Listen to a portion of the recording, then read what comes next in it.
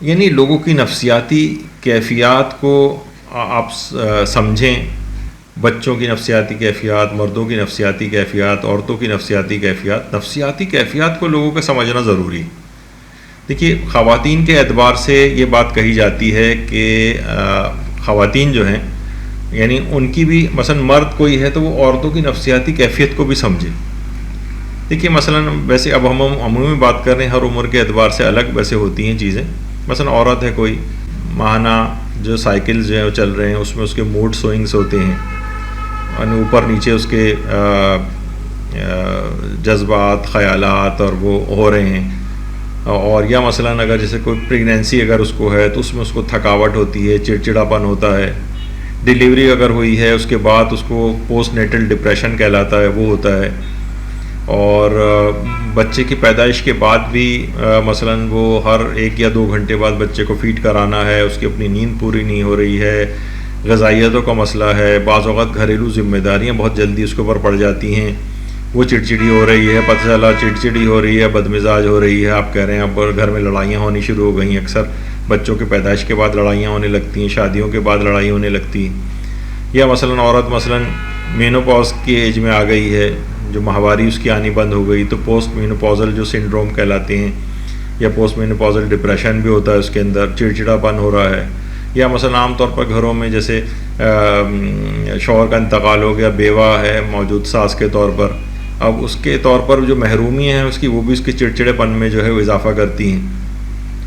تو جسمانی تبدیلیوں کے اعتبار سے بھی ریئلائز کرنا چاہیے مردوں کو کہ بھئی یہ عورت مختلف فیزز میں مختلف چیزوں سے گزر رہی ہے. گھریلو اس کے اوپر ذمہ داری بھی ہیں، اکثر خواتین باہر کی جابس وغیرہ بھی کرتی ہیں، گھر میں بھی دیکھتی ہیں، شوہر کو بھی دیکھنا ہوتا ہے، بچوں کو دیکھنا ہوتا ہے، سسرال والوں کو دیکھنا ہوتا ہے، ان لاس کو دیکھنا ہوتا ہے، بہت سارے اس کے ساتھ چیزیں ہیں. تو نتیجتاً کیا ہوتا ہے کہ اس کے اندر ایک نفسیاتی چڑچڑاپن اور یہ سب کچھ آنے لگتا ہے. تو عقل مند شوہر کو سمجھنا چاہیے کہ بہت ساری ذمہ داریوں کے ساتھ ہی گھر میں جو آپ کے اتنے 4 6 بچے جو ہے پال رہی ہے، کتنی ذمہ داریاں اس کے اوپر ہیں. ٹھیک ہے کچھ سہولتیں آپ نے اس کو دی ہوئی ہیں اپنے طور پر اور دینی چاہیے، لیکن یہ کہ بہرحال برڈن اس کے اوپر آ جاتا ہے، تو وہ اس وجہ سے بھی ہو رہی ہے. اس کو آپ ریئلائز کریں. مثلا کوئی جوان اگر ایسا ہے، عام طور پر اس کو دیکھیں گے جناب، دیکھیے جب نئے نئے بلوغ کی حالت میں جا رہا ہوتا ہے، اس میں بھی ہارمونل چینجز آ رہی ہوتی ہیں. اس عمر میں بچے کافی ریبیلیس ہو جاتے ہیں، بڑے باغی ہو جاتے ہیں. ان کی نفسیاتی کیفیت کو سمجھیں. اس عمر میں ایک دم سے والد اس کے اوپر غصہ کر رہے ہوتے ہیں، مار پیٹ رہے ہوتے ہیں، اس کو ابھی تک اس کو بچہ سمجھ رہے ہوتے ہیں. اس کی پرسنالٹی ایک ٹرانزیشن سے گزر رہی ہے، ایک شفٹ ہو رہی ہے دوسری پرسنالٹی میں. تو اس موقع پر اس کو باپ کو چاہیے کہ اپنے آپ کو کنٹرول کریں، نفسیاتی کیفیت کو سمجھے ہو، یعنی تھوڑی سی اپنی معلومات بڑھائیے نا. دنیا جہان کے متعلق آپ معلومات، فضول معلومات بڑھا رہے ہوتے ہیں، لیکن گھر میں یہ سب چیزیں ہو رہی ہیں اور اپنی معلومات نہیں بڑھا رہے ہوتے. ریئلائز کریں اس چیز کو. یہ بچہ جو ہے وہ جوان ہو رہا ہے اور اس کے اندر ایسے باغیانہ جذبات شروع میں آتے ہیں. اسی طریقے سے مثلا عورتیں ہیں، وہ مردوں کی نفسیاتی کیفیت کو سمجھیں کہ ابھی مثلا دفتر سے گھر آیا ہے، اپنے آفس سے گھر آیا ہے، اب آتے ہی آپ نے فرمائشی پروگرام شروع کر دیا.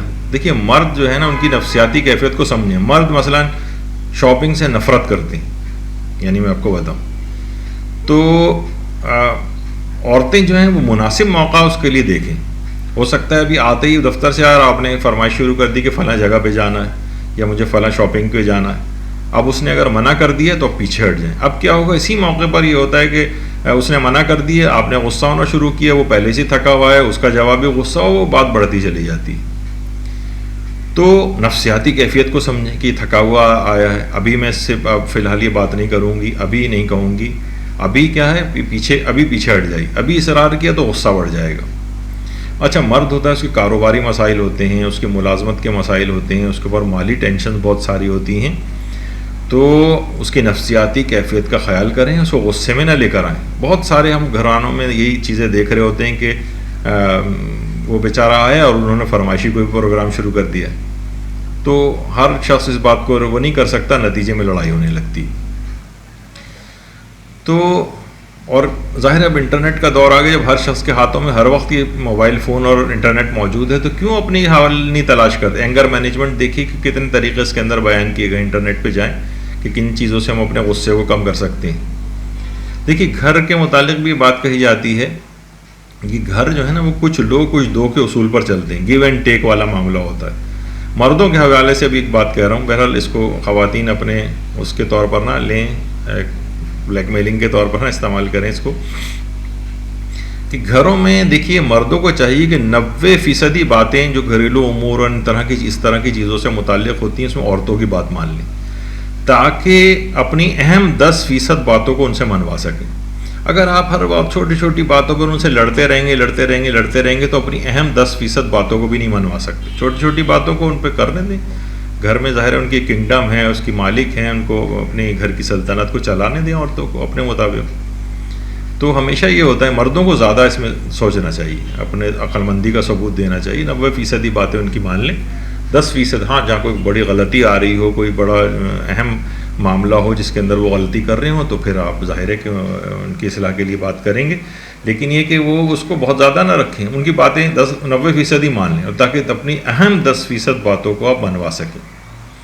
کیونکہ چھوٹی چھوٹی دیکھیں ان باتوں پہ لڑنا جو ہے نا وہ مردوں کو یعنی زیب نہیں دیتا ہے، ظاہر ان کی ایک شخصیت الگ ہے، عورتیں ذرا جذباتی ہوتی ہیں، ان کو نظر انداز کر کے، اور مثلا اگر وہ 5 فرمائشیں کر رہی ہیں تو 1-2 فرمائش کم سے کم پوری کر دیں، 3 کو بعد میں کبھی ٹال دیں۔ بہت ساری چیزیں ایسی بھی تو ہو سکتی ہیں ٹالنا بھی نہیں آتا ہے، بالکل ایک بلنٹ ایک طور پر ان کو منع کر دیا جاتا ہے جس سے نقصان ہوتا ہے۔ تھوڑی بہت بات مان لیں، باقی کو ٹال دیں، پھر دیکھا جائے گا آگے۔ تو ابھی بات بھی ان کی رکھ لیں آپ کہ ہاں ان کے آپ نے کسی حد تک فرمائی بھی پوری کر دی۔ تو بہرحال چھوٹی چھوٹی باتوں گھر میں اسی طرح سے گھر چلتے ہیں، تو پھر وہ غصے اور غضب کی نوبت نہیں آتی ہے۔